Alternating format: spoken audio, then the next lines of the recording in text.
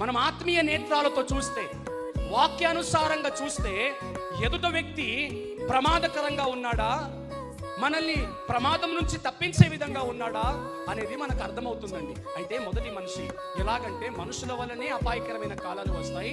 ఆ మనుషులు ఎవరయ్యా అంటే చెప్పండి, స్వార్థ ప్రియులు. స్వార్థ ప్రియుల వలననే అపాయకరమైన కాలం.